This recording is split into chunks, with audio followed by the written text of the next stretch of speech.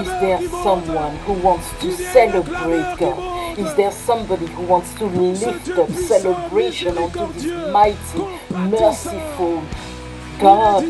He is worthy. Lord, receive again this morning. Receive the expression of our gratitude, the expression, oh Lord, the expression of our gratefulness. It's expressed in songs, it's expressed in attitudes, in your honor. It's expressed in shouts, in celebration, in acclamation, by lips, dances, all sorts of forms of thanksgiving.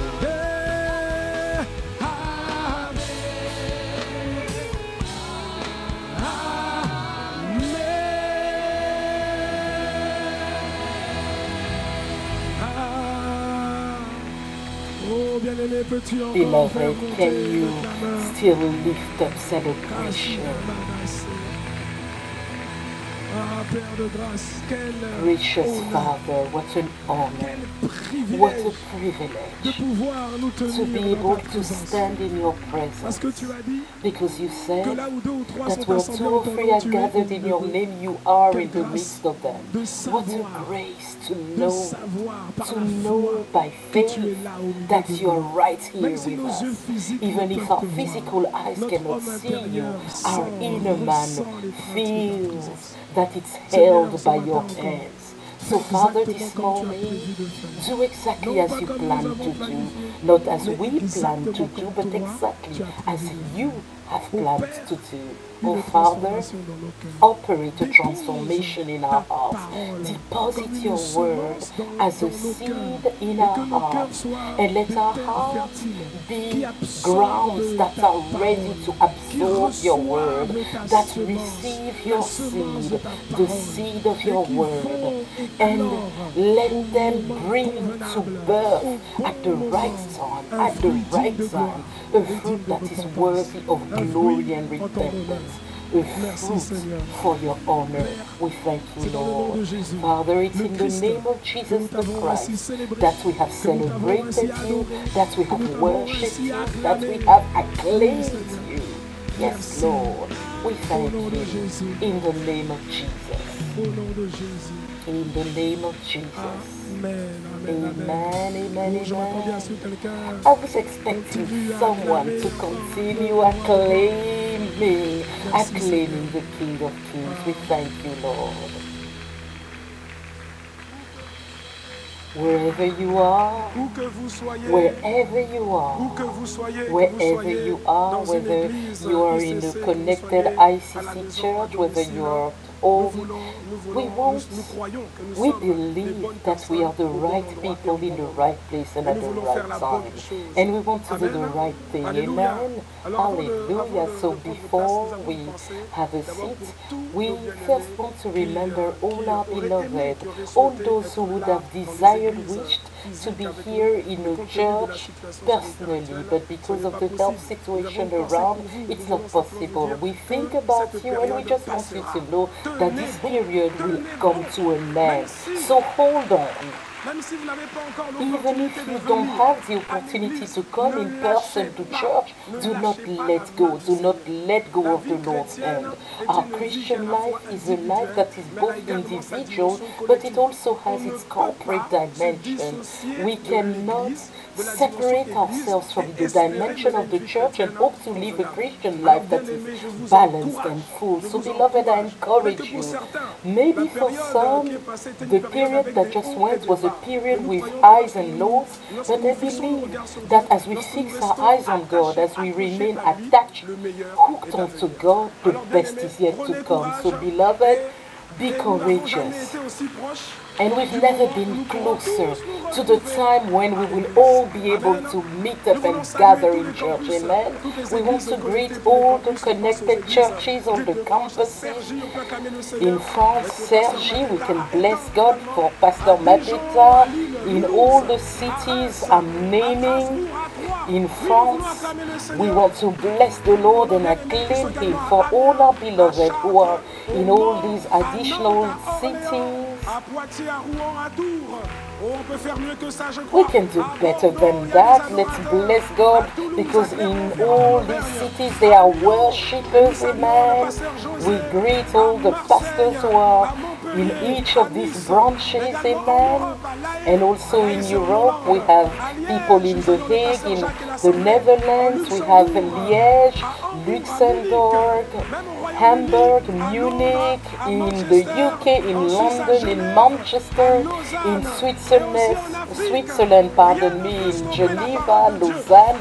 In Africa, nothing can stop the word of God. We have brothers and sisters in Bamako, Bujumbura, Dakar, in Senegal, in Lomé, in Antananarivo, in Madagascar, but also in Cameroon, in Douala, Yaoundé, and beyond the Atlantic, in Martinique, we greet Pastor Freddy, the entire church. We also greet the assembly in Guadeloupe, Pointe-à-Pitre, Pastor Yann, Pastor Celia, in Port-au-Prince, Haiti, in Canada, in the various sites. We bless God in all these places in Canada, and we do not forget Guyana and all those places. Amen. Can we bless God and celebrate Him for the great family of God? A family that keeps growing, a family that is taking territories, a family that does not shake before adversity because it is an unshakable family. Glory be to God. Hallelujah. So, beloved, before we have our seats, we also have a special thought for the gift of God as a church to us, our senior pastor of the ICC churches, our dear Pastor Ivan, and we want to appreciate what the Lord is doing through his life, what the Lord is doing in our lives through his. And we want to not only be a church, but we also want to be people who are there to support the work that the Lord has committed unto him. Amen. We also want to acclaim the Lord for his servant, our dear and very darling Pastor Modestine. Can we acclaim the Lord and bless him for their lives? It's always a joy for my wife and I, and my wife who is here today with me, amen. It's always a joy to be able to come here to Paris, Boissy, because it's the mother house, amen. May God bless you. I invite you to have a seat and we will allow the Lord to lead us, amen. We thank you, Lord. Hallelujah. Can someone say amen? Amen. So, beloved, today someone has certainly discerned and understood that today we want to continue. We want to follow through with the message we started sharing last week. Who was here last week? Who was here? Amen. Glory be to God. Amen.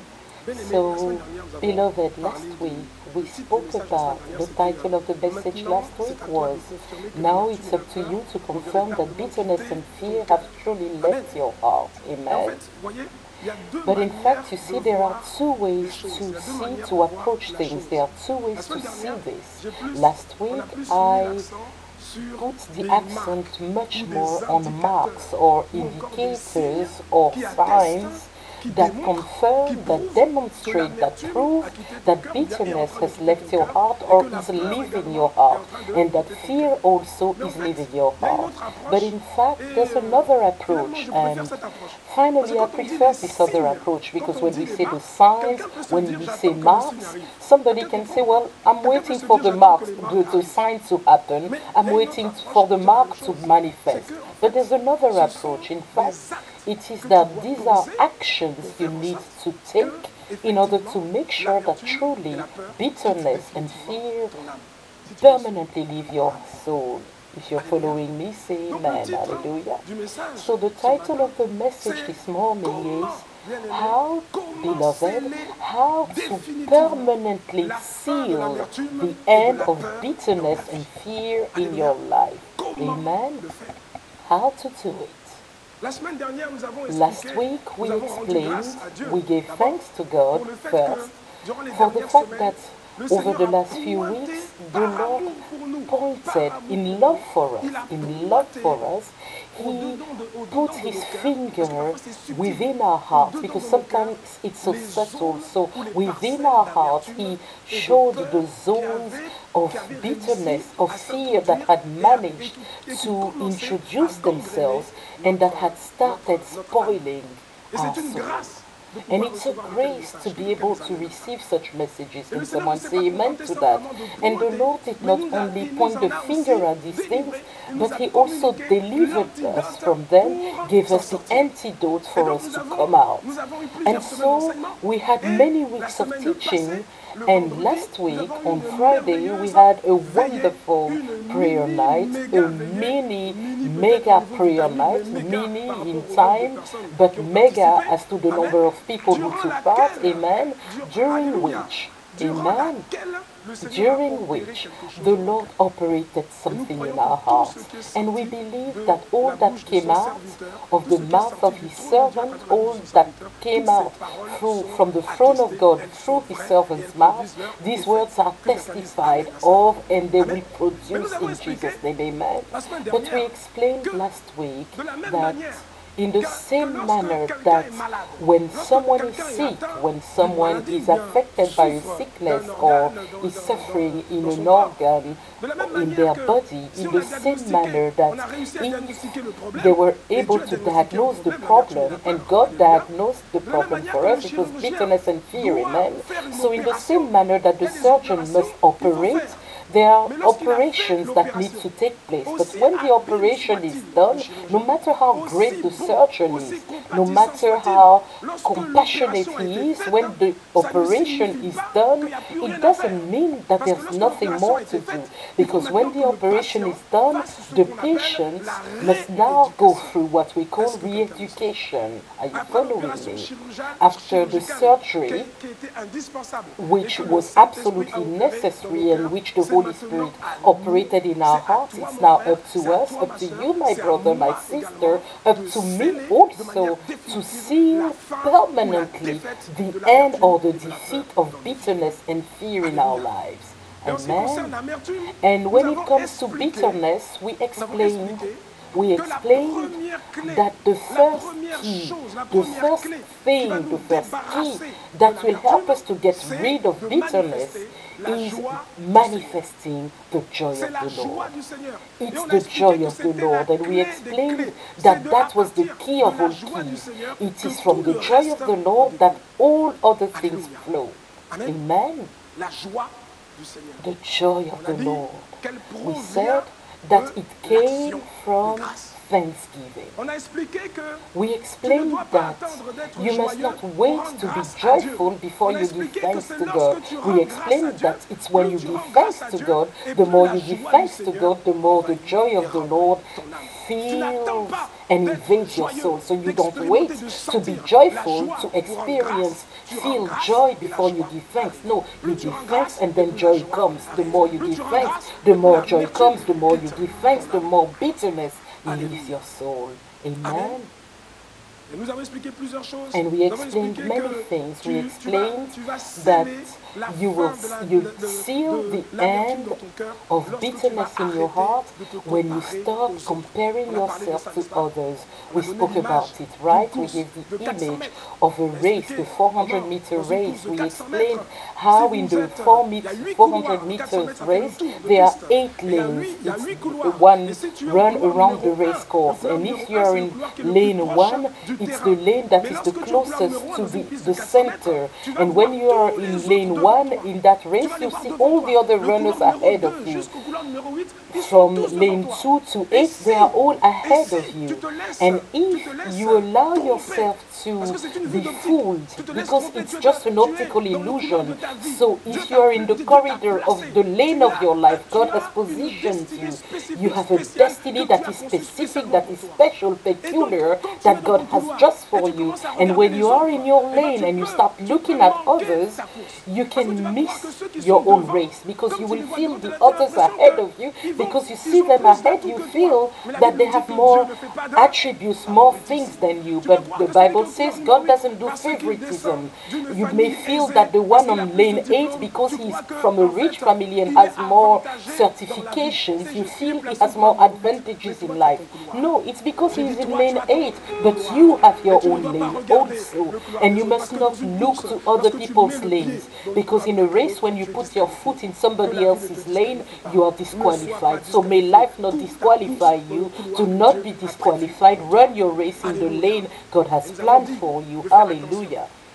And we said you have to be careful, because when you are in the lane, in the race of life, you need to be careful not to feel that you've achieved that. Because when you are in lane number 8, you feel others are behind and you are so satisfied.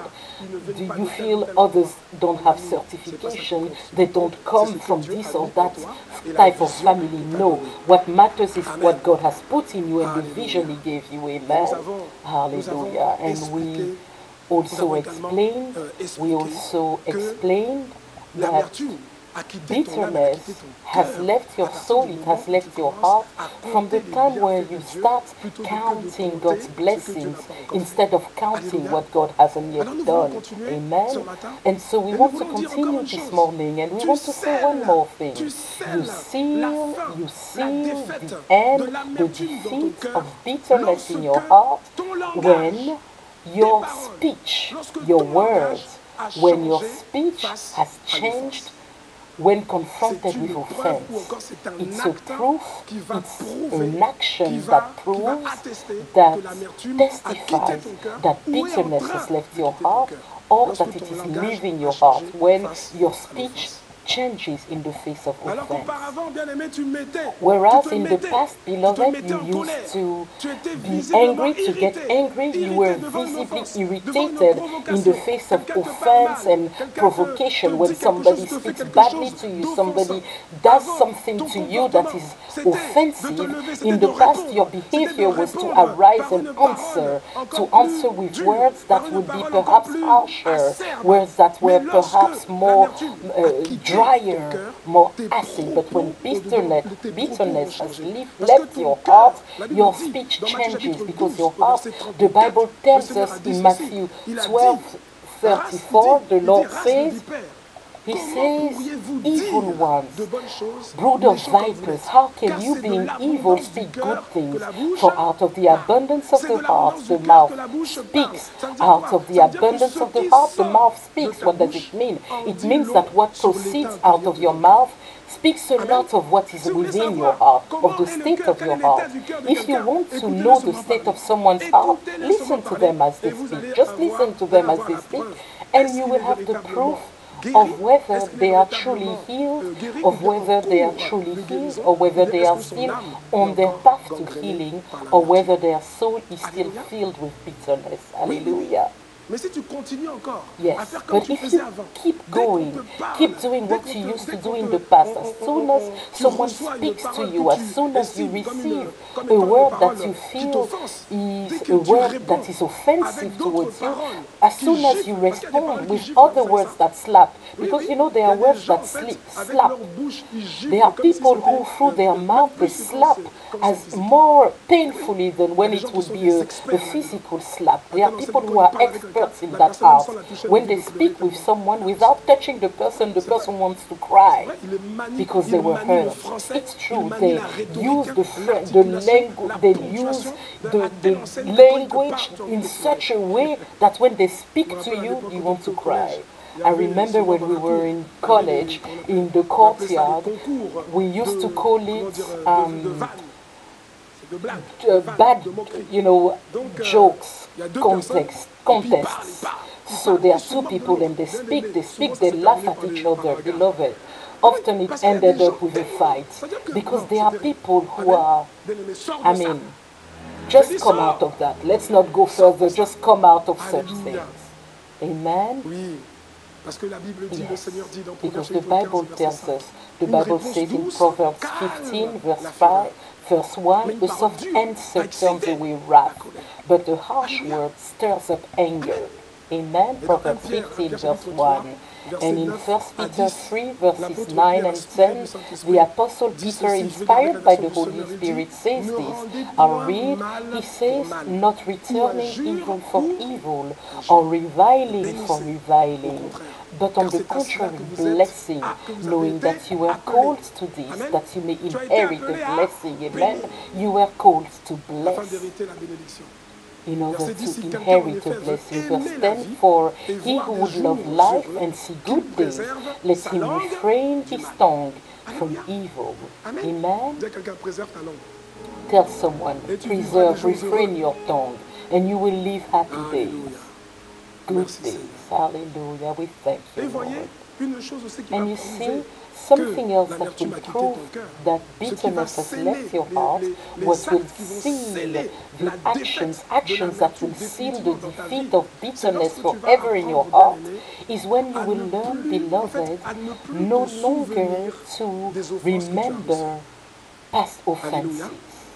Hallelujah. In Isaiah 43, verse 25, the Bible tells us something about God. Isaiah 43, verse 25, even I, am he who blots out your transgressions for my own sake. God is speaking, he says, I am he who blots out your transgressions for my own sake, and I will not remember your sins. And I will not remember your sins. I will not remember your offenses. Not that I forget, because there's a difference between forgetting. When you forget, you don't make an effort, you just forget. But not to remember, it means you no longer look within yourself for elements you can bring back. Events that date back to 19-something, events that date back. You said you forgave and you turned the page, but today still you go and dig up things dating back to 1960 to bring them out to the face of the person who is before you. When you're able to still go back to the past, you say you've forgiven, but you still go back to bring that to the table. It's a proof that your soul is still not delivered from bitterness. Yes, you're not saying amen, and I know why, but I say amen. Hallelujah. I know you're following me. Amen. Thank you, Lord. Beloved, you see the end, you see the defeat of bitterness in your heart also when you rejoice, when others are rejoicing. Yes, that's also an indication, a sign, a proof, a mark, also an action that you need to take in order to totally seal the defeat of bitterness in your heart. In Romans 12:15, the Lord encourages us through the Apostle Paul. He says, rejoice with those who rejoice. Rejoice with those who rejoice and weep with those who weep. Hallelujah.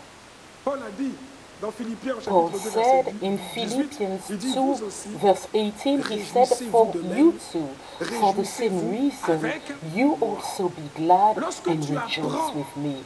When you learn to rejoice, when God visits others, even if you're not yet visited, even if your prayers have not yet been answered, you've not yet seen the accomplishment of your prayers, even if you've not yet been blessed or healed, even if you've not yet been visited, you've not yet been blessed by the Lord, yet you see your brother, you see your sister who is blessed, visited, healed. Then you too, when you see that and you participate, you join their joy, you are proving that bitterness is leaving your heart. Yes. Yes. But when you look at that with a feeling of frustration, saying, why her and not me? Why him and not me? Why are others blessed and not me? You are proving that there is still bitterness in your soul. Yes. Beloved, we need to realize something. We need to realize something extraordinary and important. Do you realize, beloved, that when a brother's life, when a sister's life is blessed, when they receive, when they are visited in a special way by God, when they are blessed in a particular way, it's a source of joy. Yes, it must be a source of joy for you too, because you rejoice with them, but you must also understand that it's a sign. Say with me, it's a sign.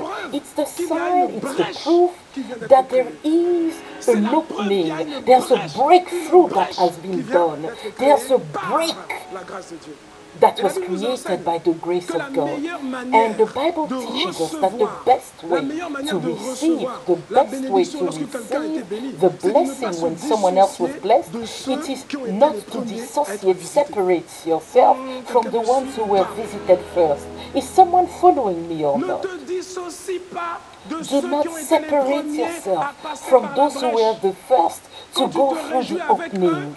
When you rejoice with them, you are actually holding on to them. You are holding on to the grace God operated in them. There was a wall, there was a problem, but they managed to walk through. They were the first to walk through. Don't be comparing yourself. Don't be jealous of them. Simply think that God created an opening and they are the first to go through. And because they are the first to go through, as you rejoice with them, you hold on to them, and when they are going through, you too are able to squeeze past.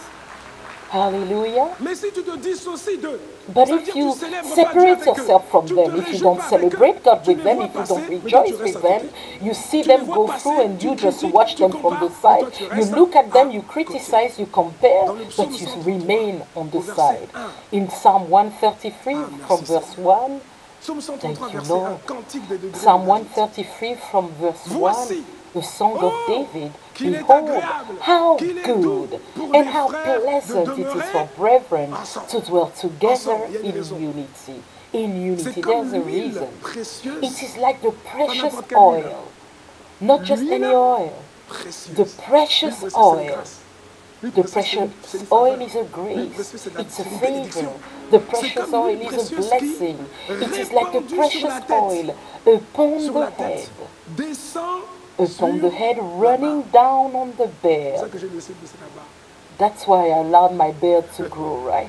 The beard of Aaron, running down on the edge of his garment. It is like the dew of Hermon, descending upon the mountains of Zion, for there the Lord has commanded the blessing, life forevermore. Hallelujah. Are you following me, beloved? When God sends grace, God is not a God for just one person. God is not God only, a God who is individualistic, who works for only one person. That's why when the disciples came to Jesus to say, teach us how to pray, because we pray but we see that your results in prayer are different from ours. And the first word Jesus said, he encourages them, he teaches them, in fact, you need to first acknowledge that God is your Father. Our Father, not my Father. My daddy, my own daddy that I love. Yes, he's your daddy that you love, but you must realize that he is a God who doesn't just want to bless one child, but when he blesses all the children. Hallelujah. That is what you need to understand. That is what you need to understand in a house. When a father, when a mother starts blessing one of the children, if there are many children, if you're a child of the house, you know your turn is coming.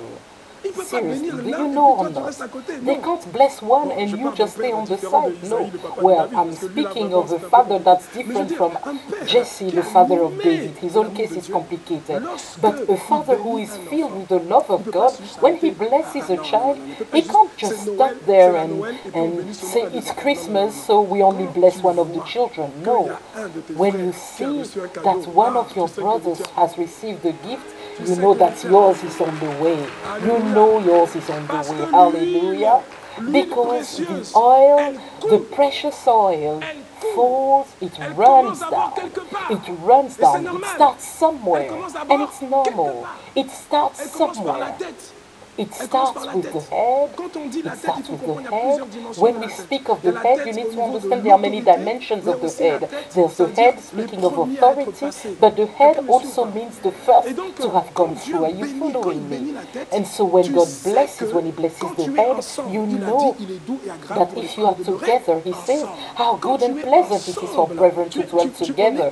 When you are in unity, when we are together, you rejoice with those who are rejoicing, you rejoice with those who are rejoicing. You know that when God has blessed, when God is allowing the oil, the precious oil to run down, you know it will not stop on the head. It will not stop on the head.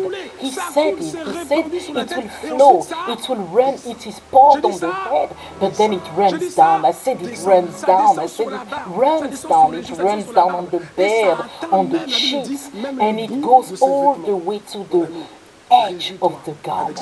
Beloved, rejoice with those who are rejoicing. Do not separate yourself because your turn is coming. Your turn is coming. Hallelujah. Hallelujah.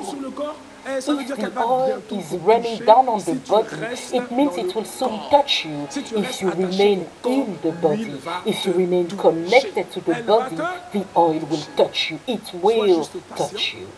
So just be patient and rejoice. Be patient and rejoice. Can someone say, thank you, Lord? Thank you, Lord. So if you understand this, you should rejoice. As soon as you hear that someone who was just like you, maybe,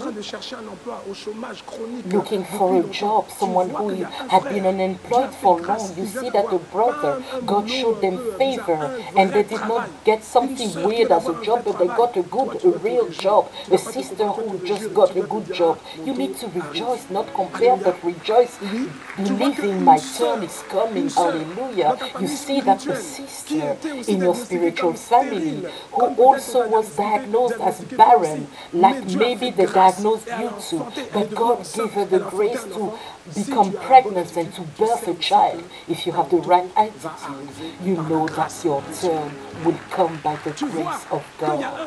You see that a brother, God gave him the grace to break through in business, He signs a major contract of many millions of euros. You two are in business, so you know that a breakthrough has started. And when you understand that, you can no longer envy anyone. When you understand that, you rejoice when you hear news of who God has visited. God visited this one, that one. You are full of joy. Hallelujah. Can you give me a better amen? Beloved, that is bitterness. We also spoke about fear. Can someone say, fear? Fear. Yes. We explained last week that there are signs, there are actions that will show, that will prove that fear has left your soul, or that it is truly leaving your soul. We said that you see the end, the defeat of fear in you when you start speaking to situations. When you start speaking, before you never used to speak, you allowed situations to speak to you. But when you now start speaking to situations, it's a sign that shows that fear is leaving. Fear is leaving. Hallelujah. We explained that every situation, every problem, every type of problem, spiritual problem, financial problems, health problems, every problem, every mountain, every storm, every turmoil has ears. They have ears and they also have a mouth. That's why the psalmist says in Psalm 31 verse 18, he says, let the lying lips be put to silence, which speak insolent things proudly and contemptuously against the righteous. He says, let them be put to silence. There needs to be someone who arises to shut the mouth of these situations, of these mountains, to make them mute. Someone needs to speak a word to cause them to be silent. And this is what Jesus did in the boat. When the storm had arisen, when the floods were coming into the boat and the boat was sinking, the disciples spoke to Jesus. They turned to God the Son. They turned to God. They prayed to God. They prayed to Jesus. Wake up, wake up. Can you not see that we are perishing? Wake up, wake up. And when he woke up, when he got up, what did he do? Sometimes Jesus, we see it in the Bible, sometimes Jesus spoke directly to the Father. At the tomb of Lazarus, he first spoke to the Father to give thanks. Amen? So when it came to the multiplication of bread and fish, he spoke to the Father, he gave thanks. So Jesus knew that there are times you turn to God, you turn to the Father. But when he woke up, he didn't turn to the Father because it was not a situation where he was meant to turn to the Father. It was a situation where you had to face the problem and say, silence, be still. And that's exactly what he did. Amen? And it's later that he turns to the disciples and he says, why were you afraid? What he wanted to teach the disciples is that there are times, there are situations where you will pray to God, yes, but there are also situations where you will speak to the mountain, where you will speak to the storm, to the windstorm. Tell someone, don't confuse everything, don't confuse everything. Hallelujah. You cannot, in the face of adversity, we explain, you cannot remain silent. You must not remain silent. We read later, we shared in 1 Samuel 17, the case of the children of Israel with David, with Goliath.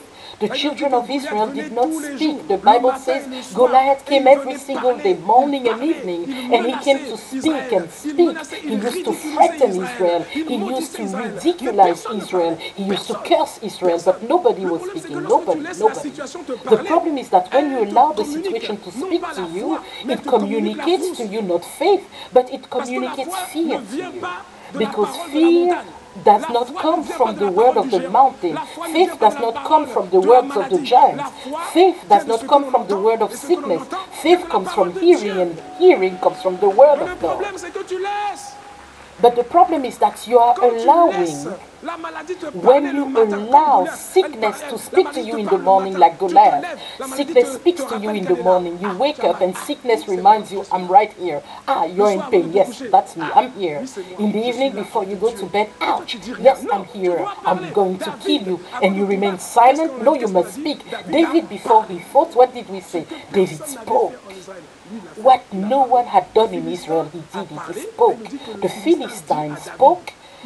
The Bible says the Philistines said to David, so he spoke before he went into the natural fight, before he tried to solve problems in the natural realm. You need to first speak to those problems in the spiritual dimension. He spoke. Goliath knew he needed to speak, and David too was conscious. When Goliath finished speaking, David started speaking too. The Bible says David said to the Philistine, he spoke. He did not just allow the Philistine to give him fear through his words, but he too spoke. He announced what he was going to do to the Philistine. And this is what you must do, and this is what I believe some have started doing. So continue in that vein. Hallelujah. Thank you, Lord. And remember also, we said that you see the end, the defeat of fear when you oppose the truth. The truth is what God says. When you cause the confrontation between truth and the oppressing reality of your life. There's a reality, it's what you see and feel, but there is the truth. The truth is what God spoke, what God said. And so when that reality is not conformed to what God said, that's when you need to arise to speak, to proclaim the truth. It means what God said. Amen. That's why he says in Joel 3:10, he says, let the weak say, I am strong. In reality, he looks weak, but the Bible says you must declare that you are strong. If they say you are barren, you must declare, I am fertile. I am fertile. Are you following me? Hallelujah. And we explained also, and that is so important, we also explained that there are entities, there are spiritual entities that have literally and that still want to put limitations over your life. They want to limit your life. Zechariah 2 verses 1 to 4. Then I raised my eyes and looked, and behold, a man with a measuring line in his hand. It means to measure. So I said, where are you going? And he said to me, to measure Jerusalem, to measure the life of this man, to measure the life of that woman, to see what is its width and what is its length, what it should be. Beloved, let's be logical. When we measure something that exists, when we measure, we normally measure something that exists, right? We don't say we measure to see what it should be. When he says we want to measure, it's not to measure, but it's to set a limit, to set a limit to man, to set a limit. In verse 1, he says, I raised my eyes. I raised my eyes. He was not looking forward, he was looking above. It means it's spiritual. It is spiritual. Can you say amen? And behold, verse 3, and there was the angel who talked with me going out, and another angel was coming out to meet him, who said to him, run, speak, run. It means hurry up. Don't let them get away with it. Run. Speak to this young man, saying, Jerusalem shall be inhabited as towns without walls. You cannot limit it. It will be a town without walls because of the multitude of men and livestock in it. You must arise quickly to speak. You cannot limit my life because there are limitations that have been set up. Entities, spiritual entities, abusive entities have come to limit people's life. You will not live beyond 50. You will never earn beyond 2,000 euros. You will never succeed in getting married. You will never have children. These are limitations that are imposed. But the Bible says that you can run and speak to destroy these limitations. Yes, beloved. When fear starts leaving your soul, my friend, you have audacity. You no longer allow life to get away with things because there are invisible limitations upon your life. No, you discern them and you destroy it in Jesus' name. Hallelujah. Beloved, you seal the end of fear, you seal the defeat of fear in you when by thanksgiving, say with me thanksgiving, when by thanksgiving you allow the peace of God to invade and fill your soul. Yes. You seal the defeat of fear in you when through thanksgiving, by giving thanks to God, you allow into your heart the peace of God. And beloved, yes, we spoke about confronting truth with the oppressing reality. We said we needed to dare to speak to turmoils, to mountains, to the giants that arise in the lane of our destiny. But in fact, it is the peace of God that is the key of all keys to overcome fear. Yes, it's the peace of God that is the key of all keys, the master key, because it's through the peace of God that you can speak to the mountain. It is through the peace of God. You are at peace. You can't speak to Goliath if you're shaking. You can't speak to Goliath if you do not have peace in you, the assurance to trust in God. Are you following me? In the same manner, as it is the joy of the Lord that is the key, the master key, the proof of all proofs that bitterness has left your heart, it is the peace of God that is the master key, the proof that fear has left your life. Philippians chapter 4, verses 6 and 7. The Apostle Paul says, inspired by the Holy Spirit, he says, be anxious for nothing. Can someone say amen to that? He says, be anxious for nothing. For nothing. But in everything, by prayer and supplication with thanksgiving, let your requests be made known to God. With thanksgiving. I can hear you. With thanksgiving. With thanksgiving. And then verse 7 says, and is not an end to just add something. It's an end that says this is the conclusion. It's an end that can be replaced by therefore. With thanksgiving, you don't worry. You beseech God with thanksgiving. And then what will happen as a conclusion? The peace of God, which surpasses all understanding, which means which surpasses every reasoning, which surpasses all that. What will it do? It will fill your heart. It will guard your heart. It will guard your heart and mind through Christ Jesus. Amen? Beloved, it's extraordinary. It's glory be to God. Beloved, it's extraordinary to see. I had never realized this. I knew that Thanksgiving is something extremely powerful, but I had not realized. Do you realize? Is someone following me? We said that in order to overcome bitterness, we needed the joy of the Lord. And in order to fill your heart with thanksgiving, with the joy of the Lord, we need thanksgiving. But to overcome fear, we need the peace of God. And to have the peace of God, we need thanksgiving also. So you realize there is such a mystery in thanksgiving. The more you give thanks to God, not only will the joy of the Lord fill you and cast out bitterness, but the more you give thanks to God, also the peace, the serenity, calm from God. The peace of God will invade your heart and fear will run away from your heart. Beloved, when you give thanks, the peace of God comes. It comes in you. The more you give thanks, the more the peace of God comes.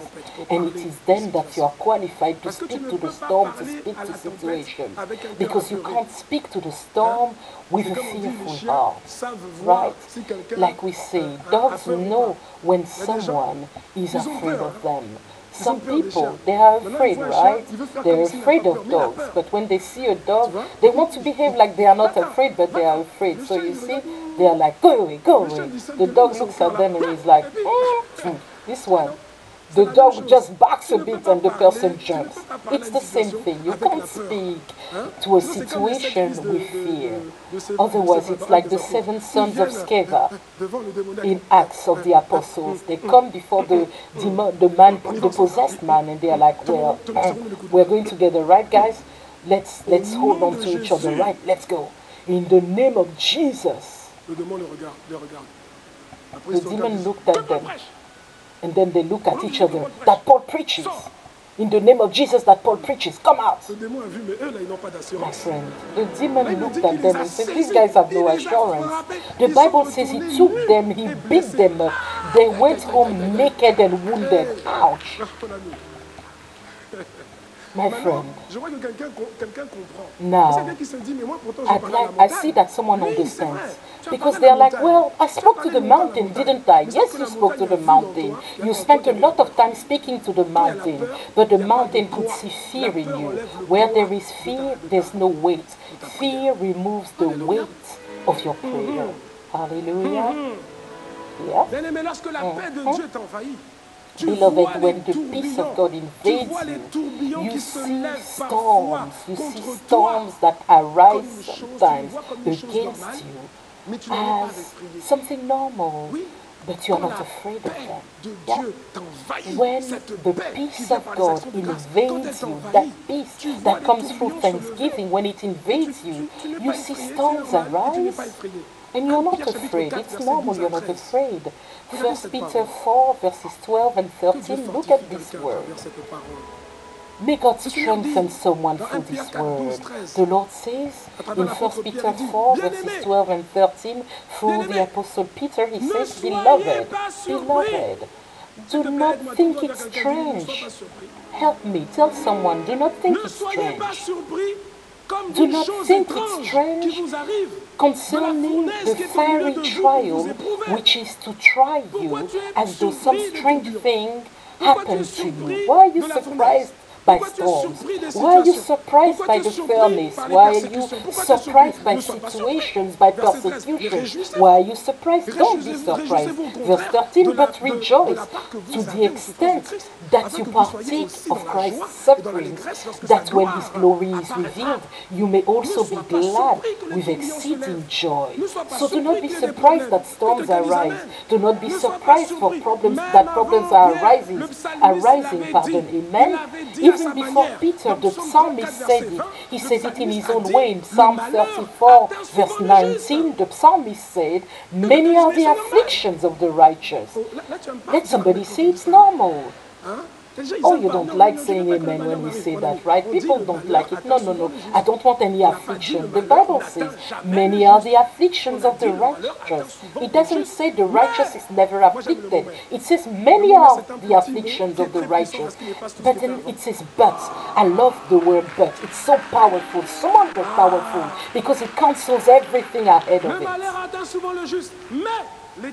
Many are the afflictions of the righteous, but the Lord delivers him out of them all. On one side it is often, but on the other side it's out of them all. Always out of them all. Thank you, Lord. Thank you, Lord. Amen.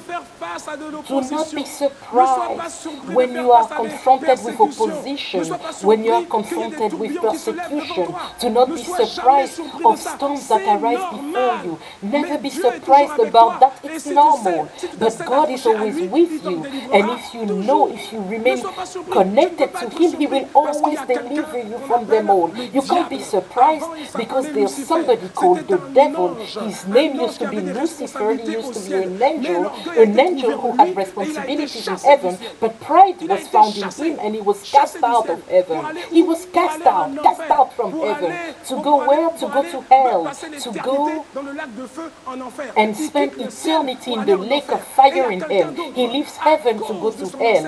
And there is somebody else, because of his ancestor Adam, there is somebody else when he was born on earth, when he arrived on earth, when you manifested on this planet, you were not on your way to heaven because you were under the curse of your ancestor Adam. And one day, God came to knock through His Son Jesus Christ. He knocked at the door of your heart, you opened the door, and He made you a child of God.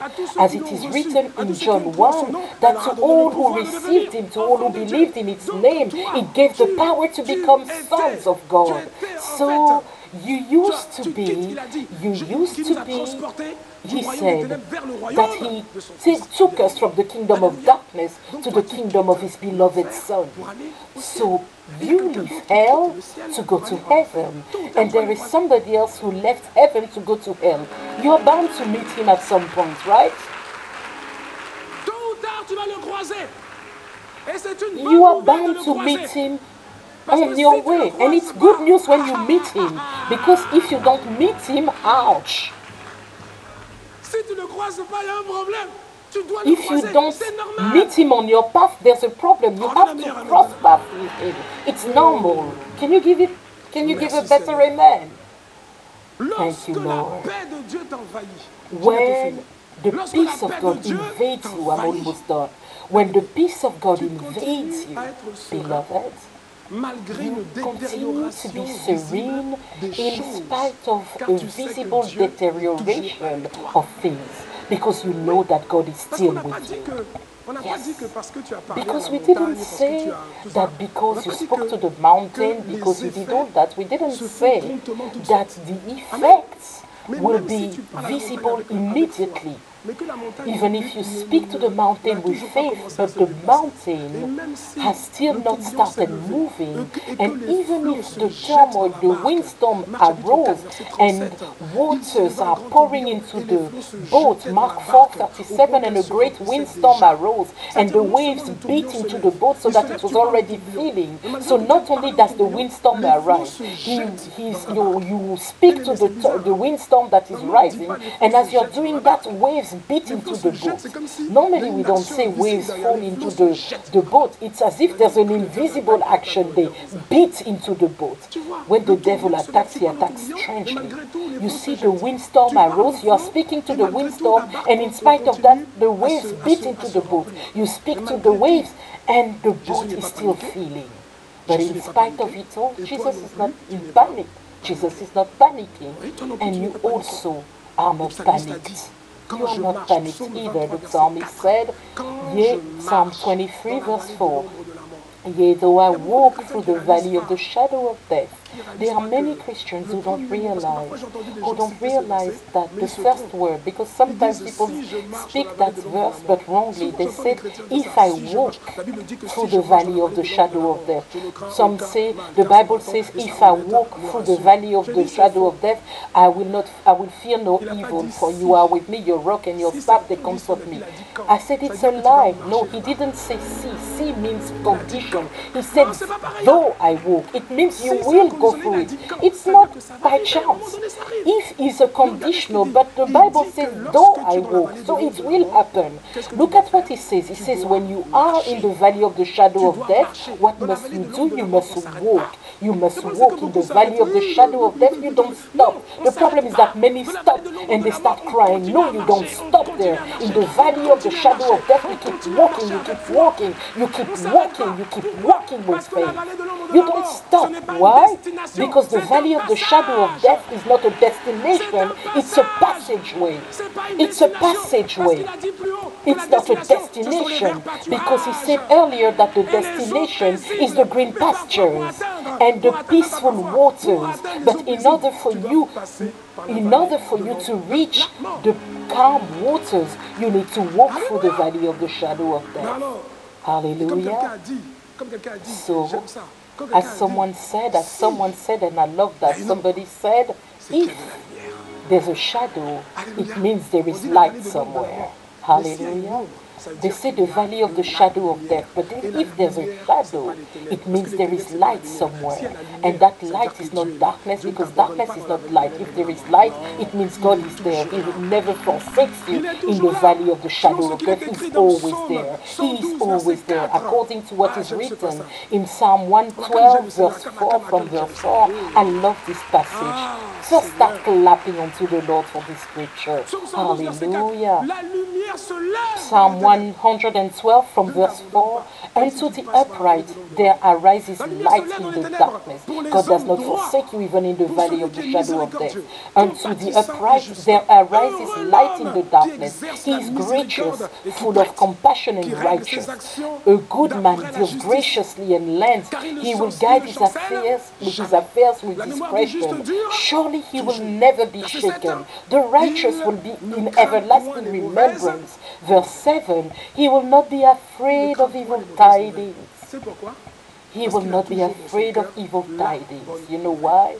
Because he always has good news in his heart. He has the good news that no bad news can remove. He will not be afraid of evil tidings. His heart is steadfast. His heart is steadfast, trusting in the Lord. His heart is established. He will not be afraid. It's not foolishness, it is assurance. Until he sees his desire upon his enemies. He even looks at his adversaries with smiles, with pleasure. He doesn't run away. He looks at them with pleasure. He has dispersed abroad. He has given to the poor. His righteousness endures forever. His horn will be exalted with honor. In spite of adversaries, enemies, what happens? God allows his head to raise with honor. God lifts him up. In spite of the oppression, God lifts him. And I love verse 10. The wicked will see and be grieved. Because the devil, the adversary, sees you. He tries sinking you, but he sees you rising forever. So he is grieved, irritated. He sees you shine and flourish in the wilderness. He sees you flourish. Yes, in the fiery furnace, you are not consumed. And when he sees that, he is grieved, angered. He will gnash his teeth and melt away. He will melt away because he can't destroy you. The desire of the wicked shall perish. That is when the peace of God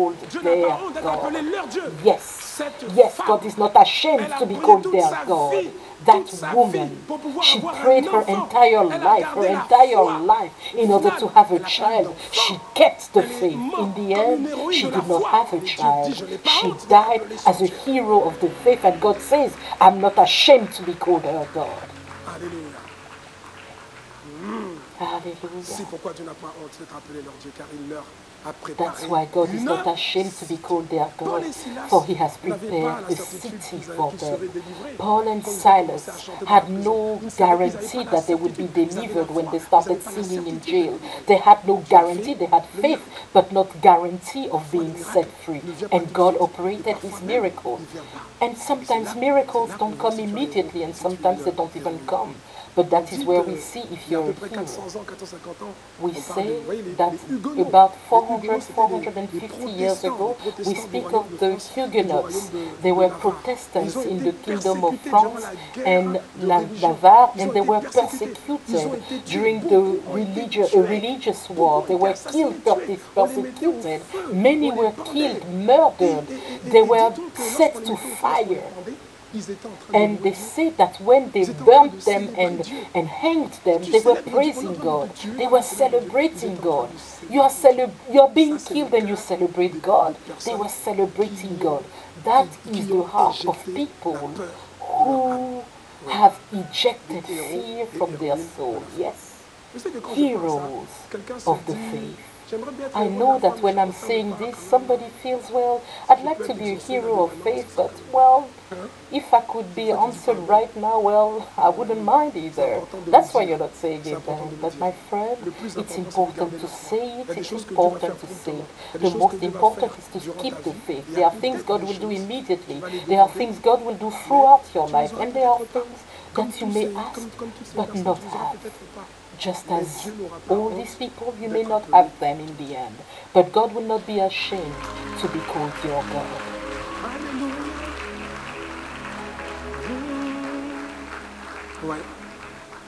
Jésus a dit, Yes. Jean 14, Jesus said lorsque je m'en in suis John allé, 14, verse 3, Jesus said, and if I go and prepare a place for you, I will come again. He says, I will come again and receive you to myself, that where I am, there you may also be. There you may be also. He said it and he will do it. un jour Amen. nous allons aller là-bas, Yes. One day parmi les we anges. will go there Alléluia. among the angels. Alléluia. Hallelujah. Hallelujah. J'irai là-bas, I parmi will go there les anges. among the Près angels d'Emmanuel. Me reposer, with Emmanuel. reposer. Rest Après in une order vie, to rest. après une vie, After a à life servir le Seigneur. where I would have spent my time serving the Lord, and I would say to Jesus, a Encore great une fois, je big veux le dire, thank you. j'irai One more time, I will go there among the angels,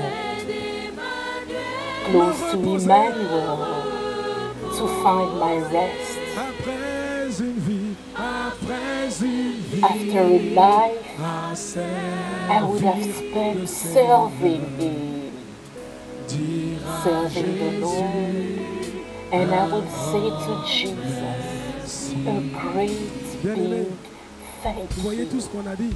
Tu Beloved, ne peux pas le vivre you see all that we si tu n'as pas said. d'abord fait une You rencontre. can't experience it if you've not yet La rencontre met avec le Seigneur. C'est Jesus. une chose The d'avoir encounter with entendu the Lord. parler de It Jésus. is one Et thing c'est une autre to have chose heard que de about connaître Jesus, and it Jésus. is something Toi else aussi, to tu veux know vivre la Jesus. vie éternelle. You Tu too veux être want to pardonné de tous tes experience péchés. eternal life. Tu veux être You want to be conduit dans forgiven le for couloir de all ta your destinée. sins. You want Tu to be veux- led Tu in veux que ta vie soit the lane of your transformée, destiny. restaurée par You le want Seigneur. your Il y a life une to be chose transformed, simple, une restored chose by simple. the Lord. En vérité, tout And a été one accompli simple par thing. Christ, par Jésus à la croix In du fact, Calvaire. everything has already Et pour been que tu done puisses by Christ Jesus at the cross of expérimenter Calvary. tout cela, And les in bénéfices, order for you to l'héritage en experience Christ, il te all suffit that, de the faire une chose, benefits, the c'est simplement inheritance de in saisir le Christ, you just bras need to de do Dieu. one thing. Et ce It bras is a un simply nom. Ce to bras grab a the un hand nom. of Il God. s'appelle And that Jésus. hand has La a Bible dit, name. qui That a hand has a reconnu le name. bras His de name is l'Éternel? Qui Jesus. l'a The reconnu? Bible Ce says, bras who du recognized Père qui the est arm of the tendu vers Lord? toi Who s'appelle Jésus. recognized the arm of the Father towards you, his name is Jesus. And if you take hold of that arm, if you take hold of that arm, no matter what your past, beloved, no matter what your sins and failings, if you take hold of that arm, the Lord will draw you to him. You will become a child of God. Your sins will be forgiven you. You will be washed, cleansed from all impurity. You will be refreshed. You will become a new creation. And the doors of heaven will not be closed to you. The doors of heaven don't open because of the number of good things you would have accomplished in this life. The doors to heaven open because you belong to the family of God. There's no scale to say you did more good than evil. It has nothing to do with it. It is only whether you are part of the family of God. So if you are part of the family, you enter heaven. Beloved, it's simple, and I'd like to give someone the opportunity to experience that life and to take hold of the arm of Jesus. And so wherever you are, whether in a physical church or connected digitally, I invite you to pray this prayer with me. And if you pray this prayer with faith, you will become a child of God, and your name will be written in the Lamb's book of life. So all these brothers and sisters who want to reconcile with God, repeat this prayer with me. Lord Jesus, I have heard your word. I thank you. And today, I want to come to you. I want to let you into my life. Today, I open the door to my heart and I let you into my life. I invite you into my life. Lord, forgive me my sins. Wash me from all sins. Make me a child of God. Give me your spirit and lead me in the path to my destiny and make me the person you want me to be. I surrender to you. I make you my Savior, my Master, and my Lord. Thank you, Father, for the gift of Jesus. I take hold of your hand and I receive eternal life in the name of Jesus. Amen. Amen. We want to acclaim the Lord for all our beloved who have just prayed this prayer. So if you are in an ICC church like we are here in Paris right now, if you just prayed this prayer for the first time, please show it by lifting your hand where you are so we can celebrate God for you. And we also want to ask you to leave where you are sitting for a bit of time. Come to the front. At my left, there's a counselor who will receive you for a few minutes and he will explain to you the importance of the prayer you just prayed and will tell you how ICC this church wants to walk with you in this new life with the Lord. And for all of you who are connected digitally and have prayed this prayer, you also have the opportunity of being welcomed. For that, you need to send the word salvation to the number you see on screen. Send the word salvation to that number and you'll be invited to a Zoom room where counselors will welcome you warmly and explain to you what this prayer you just prayed means and how ICC, this church, desires to walk with you, whether there's an ICC church next to you or not, because even if you don't have a church next to you, via the digital we can look after you. So may God bless you. Can we acclaim the Lord loudly? Can we celebrate, rejoice? Because heaven is rejoicing over all these lives. Can we acclaim? Amen.